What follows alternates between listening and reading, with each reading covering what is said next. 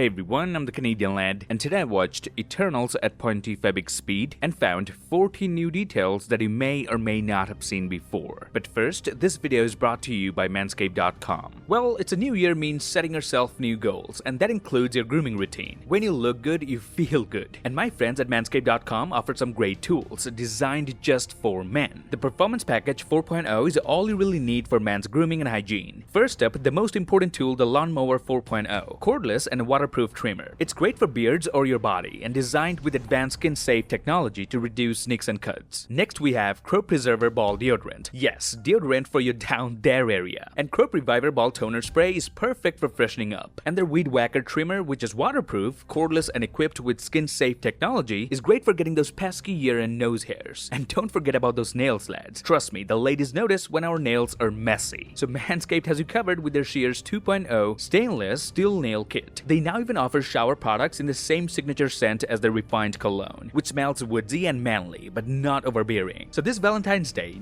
no matter who you're with, make sure you're using the right tools for the job. When you buy the Performance Package 4.0 for a limited time, Manscaped will throw in 2 free gifts: the Shat Travel Bag and Manscaped Anti-Chafing Boxers. Go to manscaped.com and use my promo code LAT for 20% off, plus free international shipping. Number 1. At the beginning of the film, when Kingo is fighting a deviant, Makari intervenes, and in real-time speed, it looks as if she just punched a deviant. But in slow motion, we can actually see that she doesn't make any moves at all. All she does is stop herself from getting any further. But her momentum and the airburst generated from her speed was enough to take out the deviant. That's how fast Makari is. The impact of her speed is so much that she often doesn't even need to land a punch. Number 2. In present day, when Cersei and Sprite fight a deviant after centuries, the deviant was able to distinguish the real Cersei and Sprite from the fake ones. This surprised both Cersei and Sprite, as no other deviants before were able to do this, and we later come to know that deviant absorbed Ajax's powers. But if you notice, what this deviant essentially did was follow these glowing marks on Sprite's hands, as the real one is casting the illusion, so only the real one had this glowing beam coming off of her hand. The rest of the projections did not, and this helped the deviant figure out the real ones. Number 3. After the fight in London, Sprite seems to be looking out for something at their apartment, and there she finds this small knife, and we know she wouldn't be looking through things aimlessly. She was particularly looking for this knife, and this is the same knife she uses at the end of the film to stab Cersei from the back. But notice what it says on the knife. The lettering roughly translates to Cersei. So Cersei's name on the blade indicates that Cersei was the one who made this blade for Sprite, so that if she's in trouble, she can defend herself with it. This small detail adds so much more emotions to this scene. I mean, think about it. You made a knife for someone so they can defend themselves, but one day they stab you from the back using the knife you created. Number 4. When Arishem or any other celestial disappears into darkness, or whenever they emerge from darkness into light, we see these golden circular symbols. These patterns are essentially everywhere in the movie. Whenever something materializes or someone performs magic, we see these patterns. But I noticed something interesting in slow motion. Notice how these golden patterns are also physically embedded on Arishem's face. They light up or dim down, but never disappear. These circular patterns are actually physically imprinted on every single celestial. So these golden patterns aren't just holographic symbols. They have physical existence as well. Number 5. With each appearance, Arishem's size keeps getting bigger. First, we only see his face with 4 eyes, then his entire face from his belly up, and at the end, we're finally shown just how massive he is compared to our planet. Number 6. When Sprite transforms Gilgamesh's outfit into a baby uniform, notice it says Gilgamesh instead of Gilgamesh, and there's even a spilled bowl of soup implying he always makes a mess. Number 7. When Cersei, Sprite, and Icarus travel on Kingo's private plane, you can actually spot Captain America's original shield hanging on the wall just behind Icarus. This is probably just a prototype, as we saw the real one at the Smithsonian during the Falcon and the Winter Soldier. Number 8. When Sprite mentions Steve and Tony, she refers to Steve as Captain Rogers instead of Captain America.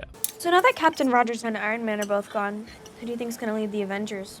This is a great detail, indicating that Sprite and the rest of the Eternals knew Steve Rogers even before he became Captain America. They know him more as a soldier that he was, rather than a political figure. Number 9. The Celestial that the Eternals stop from emerging is named Tiamat. In the comics, Tiamat is known as the Dreaming Celestial, and there's actually a storyline where he decides he cannot destroy humanity, much like the plot of the film, where his absence prevents the destruction of this planet. Although it wasn't up to him in the film, but the point remains the same. Number 10. In the Domo, aka aka Eternal's ship, where Makari was essentially spending most of her time waiting to return home, there we can notice this holy grail. This actually ties to the Black Knight from the Marvel Comics and his connection to King Arthur. Number 11. In the same scene, Makari is wearing an H.G. Wells shirt. Now, Wells is most notable for writing War of the Worlds, a science fiction novel where extraterrestrials invade the Earth, and they're better than humans at everything, similar to how the Eternals are in the film. Number 12. During the team's flight on Kingo's private plane, just behind Icarus, the TV is playing Star Wars Episode 5 The Empire Strikes Back. Although the MCU has referenced Star Wars many times before, this is the first time that actual footage from a Star Wars movie has been shown on screen, confirming once again that Star Wars do exist within the universe. Number 13. During the final fight when Athena confronts Icarus,